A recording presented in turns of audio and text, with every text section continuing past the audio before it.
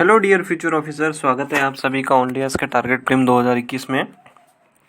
Current affairs का हम revision करने वाले हैं एमसीक्यूज़ के थ्रू। इन वीडियोस की ऑलरेडी प्लेलिस्ट बनी हुई है, आप वहाँ से चेक कर सकते हैं। साथ ही साथ आप ओनली आईएएस का टेलीग्राम चैनल अवेलेबल है, ओनली आईएएस नथिंग एल्स के नाम से, उसे भी आप ज्वाइन कर सकते हैं। वहाँ आपको यूपीएससी स्टेट पी से रिलेटेड मटीरियल गाइडेंस वगैरह अवेलेबल हो जाएगा। पहला सवाल आज का हम शुरू करते हैं। पहले सवाल में हमें गवर्नमेंट ऑफ इंडिया एक्ट 1935 से रिलेटेड दो स्टेटमेंट दिए हैं। दोनों स्टेटमेंट्स को देख के हमें करेक्ट ऑप्शन बताना है, करेक्ट कौन सा स्टेटमेंट है।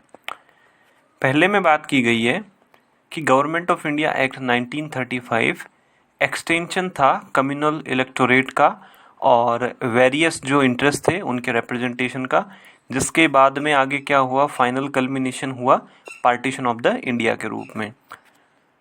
दूसरे स्टेटमेंट में बात की गई है कि फ्लेक्सिबल कॉन्स्टिट्यूशन था और गवर्नर जनरल की जो लेजिस्लेटिव काउंसिल थी या इंपीरियल जो लेजिस्लेटिव काउंसिल थी वो इसे चेंज कर सकती थी, अमेंड कर सकती थी। पहला स्टेटमेंट देखने में थोड़ा सा हार्ड लगेगा, थोड़ा सा टफ लगेगा पढ़ने में। बेसिकली इसका बोलने का मतलब है कि जो चीज़ शुरू हुई थी 1909 से, जो चीज़ शुरू हुई थी कि मुस्लिम्स के लिए अपना एक अलग इलेक्शन सिस्टम बना दिया जाएगा, सेपरेट इलेक्टोरेट सिस्टम। फिर 1919 में भी इसी तरीके की चीज़ें चलती रही कि सिखों को अलग रिप्रेजेंटेशन दे दिया, एंग्लो इंडियंस को अलग, यूरोपियंस को अलग। 1935 में लेबर डिप्रेस्ड क्लासेस को अलग, वीमेन को रिप्रेजेंटेशन अलग से। तो समाज के अंदर जो डिफरेंट सेक्शन थे, जो विभिन्न वर्ग थे, उनको एक अलग अलग तरीके से बांट दिया। और बाद में फाइनली क्या हुआ, 1947 का जो पार्टीशन होता है, उस समय जो विभाजन होता है, वो इसी चीज़ का कल्मिनेशन है। क्योंकि 1947 में जो हुआ वो एक रात में या एक महीने में नहीं हुआ, उसकी तैयारी पिछले कई सालों से, 30-40 सालों से चल रही थी। पहला स्टेटमेंट बिल्कुल सही है। जहाँ तक दूसरे स्टेटमेंट की बात है, थोड़ा सा टफ है। रेगुलर जो हमारी बुक्स है उसमें हमें देखने को नहीं मिलता है ये। तो गवर्नर जनरल की जो लेजिस्लेटिव काउंसिल थी, उनके पास ये अधिकार नहीं था इस कॉन्स्टिट्यूशन को अमेंड करने का। कॉन्स्टिट्यूशन को अमेंड करने का अधिकार था ब्रिटिश पार्लियामेंट के पास। ठीक है, तो यहाँ हम लोग देख सकते हैं कि उस समय 1935 में जो वोट देने का अधिकार था वो बहुत ज़्यादा लोगों के पास नहीं था, लगभग 14% लोगों के पास ही था। एंड जो कम्युनल इलेक्टोरेट था, जो सिस्टम था, जो शुरुआत से चलता रहा था 1909, 1919 और फिर बाद में आगे जाके 1935 में और लास्ट में 1947 में देश में रिलीजन के आधार पे बंटवारा हो गया कि मुस्लिमों के लिए अलग से पाकिस्तान चाहते थे मोहम्मद अली जिन्ना, एंड बाकी जो कहीं नहीं जाना चाहते थे उनके लिए इंडिया था। दूसरा स्टेटमेंट गलत है। रीज़न ये है कि राइट टू अमेंडमेंट जो था वो ब्रिटिश पार्लियामेंट के हाथों में था। हिंदी में आप इसे यहाँ देख पाएंगे। क्वेश्चन नंबर 2 जो दिया हुआ है वो एक फ्रीडम फाइटर के बारे में डिटेल दी गई है। VO Chidambaram Pillai, C Vijaya Raghavacharya, C Rajagopalachari ji and K Kamaraj, इनके बारे में डिटेल हमें दी हुई है, उसके बाद हम देखेंगे।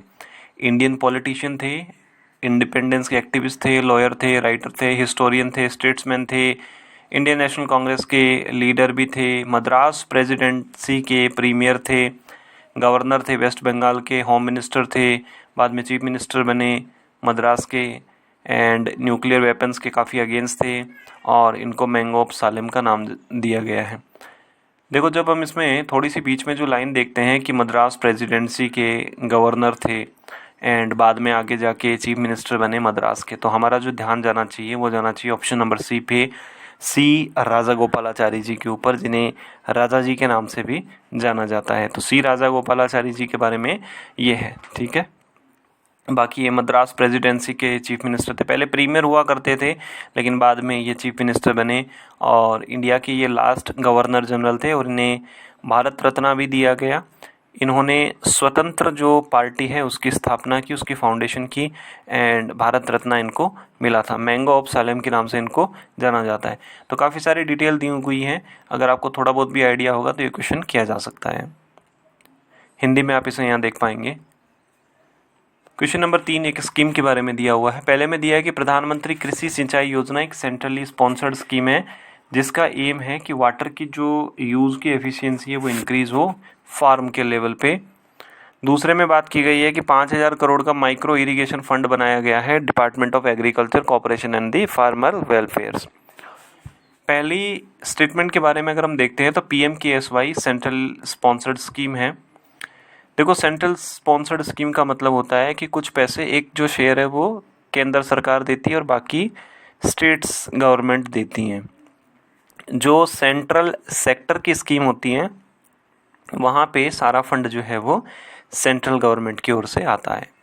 तो ये बिल्कुल सही है। प्रधानमंत्री किसान सिंचाई योजना का जो एम है वो यही है कि वाटर की जो एफिशिएंसी है वो इंक्रीज़ हो। इसीलिए प्रधानमंत्री किसान सिंचाई योजना में पर ड्रॉप मोर क्रॉप, माने कि पानी के जो एक एक बूंद है उसका पूरा उपयोग हो, उसका पूर्ण जो है सदुपयोग हो और फसल हमें अच्छी मिले। जहाँ तक 5,000 करोड़ के माइक्रो इरिगेशन फंड की बात की गई है तो वो department of agriculture and corporation welfare के अंदर नहीं है। ये फंड नाबार्ड के अंदर एस्टेब्लिश किया गया है एंड नाबार्ड फिर क्या करेगा, इससे स्टेट्स को लोन देगा ताकि वो अपने यहाँ पे इंफ्रास्ट्रक्चर क्रिएट कर सकते हैं। Option number A 1 only. पहला हमारे यहाँ पे देखिए बिल्कुल करेक्ट है कि ये सेंट्रली स्पॉन्सर्ड एक स्कीम है एंड दूसरा हमारा ये गलत है क्योंकि नाबार्ड के अंदर ये माइक्रो इरिगेशन फंड जो है वो 2018-19 के अंतर्गत बनाया गया है। हिंदी में आप इसे यहाँ देख पाएंगे। क्वेश्चन नंबर 4 राष्ट्रीय युवा सशक्तिकरण कार्यक्रम RYSK, ये भी एक स्कीम से ही रिलेटेड है। दो हमें स्टेटमेंट दिए हैं। पहले में बात की है कि सेंट्रल सेक्टर की स्कीम है ministry of youth affairs and the, जो हमारा खेल और युवा मामलों के मंत्रालय है उनसे ये रिलेटेड है, ठीक है।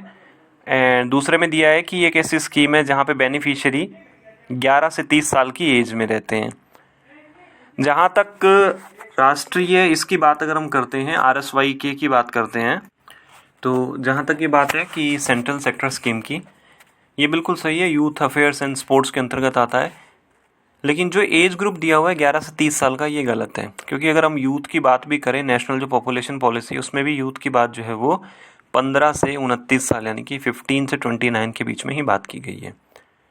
तो इस स्कीम का जो टारगेट ग्रुप है वो 15 से 29 है, 15 to 29।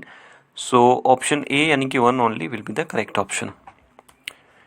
ये 12th जो हमारा 5 ईयर प्लान था उसमें इसके बारे में बात हुई थी एंड इस स्कीम का जो काम है वो है कि जो यूथ हैं हमारे, उनकी पर्सनैलिटी, उनकी लीडरशिप क्वालिटीज़, वो सारी चीज़ों को हम इंक्रीज़ करें। एंड दूसरा स्टेटमेंट गलत इसलिए है कि इसमें जो एज ग्रुप है वो 15 से 29 रखा गया है। हिंदी में आप इसे यहाँ देख पाएंगे। Question number 5 national safety council of India के बारे में है। बहुत सारे लोगों ने इस ऑर्गेनाइजेशन के बारे में सुना होगा, बहुत सारे लोगों ने इसके बारे में नहीं भी सुना होगा। तो अगर आपने सुना होगा तो इस क्वेश्चन को आप इजीली कर सकते हो क्योंकि ये इजी क्वेश्चन है। नेशनल सेफ्टी काउंसिल के बारे में दिया है कि non profit self financing tripartite body है। ट्राईपार्टाइट का मतलब होता है कि इसमें 3 जो है वो मेंबर्स होते हैं, 3 मेंबर या फिर 3 ऑर्गेनाइजेशन, 3 डिफरेंट ऑर्गेनाइजेशन को हम ट्राईपार्टाइट बोलते हैं। दूसरे में बात की गई है कि ये मिनिस्ट्री ऑफ लेबर एम्प्लॉयमेंट के अंतर्गत बनी है एंड जिसका जो काम है ये है कि voluntary movement on the safety health and environment at the national level. तो नेशनल सेफ्टी काउंसिल की अगर हम बात करें तो ये नॉन प्रॉफिट बॉडी है, self financing and the tripartite apex body है। इसमें गवर्नमेंट है, लेबर यूनियंस हैं एंड इंडस्ट्रीज़ हैं। इस बॉडी का जो काम है वो है कि जो हमारी फैक्ट्रीज़ हैं, हमारी जो इंडस्ट्री वगैरह जो हैं, उन सब में हम किस तरीके से ज़्यादा सेफ्टी फीचर ला सकते हैं, वर्कर्स जो हैं उनकी हेल्थ को हम कैसे देख सकते हैं, तो ये सारे काम इस बॉडी के होते हैं। तो स्टेटमेंट नंबर 2 भी हमारा करेक्ट है। ऑप्शन नंबर C यानी कि बोथ 1 और 2 हमारे यहाँ पे करेक्ट हो जाएगा। ट्राईपार्टाइट बॉडी है, नॉन प्रॉफिट है, सेल्फ फाइनेंसिंग है और इसको रजिस्टर्ड किया गया था सोसाइटीज़ रजिस्ट्रेशन एक्ट के जैसे 1868। तो बेसिकली हम इसको बोल सकते हैं कि एक टाइप की सोसाइटी है। Ministry of labour and employment के अंतर्गत ये आती है। इसका मेन काम है इंडस्ट्रीज़ में, फैक्ट्रीज़ में सेफ्टी हो, हेल्थ हो, वहाँ पे जो वर्कर्स हैं उनको एक प्रॉपर वर्किंग एनवायरनमेंट मिले, ये सारे काम जो इसके हैं। तो नेशनल सेफ्टी काउंसिल हमारा यहाँ तक हो गया। हिंदी में आप इसे यहाँ देख पाएंगे। एंड आज आपकी परफॉर्मेंस कैसी रही आप ज़रूर बताइएगा। इन वीडियोस को आप अपने साथी बंधुओं के साथ शेयर भी कर सकते हैं ताकि ज़्यादा से ज़्यादा विद्यार्थी इनका बेनिफिट ले सकें। ओनली ऐसे जुड़े रहने के लिए आप सभी लोगों का बहुत बहुत धन्यवाद। आपका दिन मंगलमय हो। Hello dear future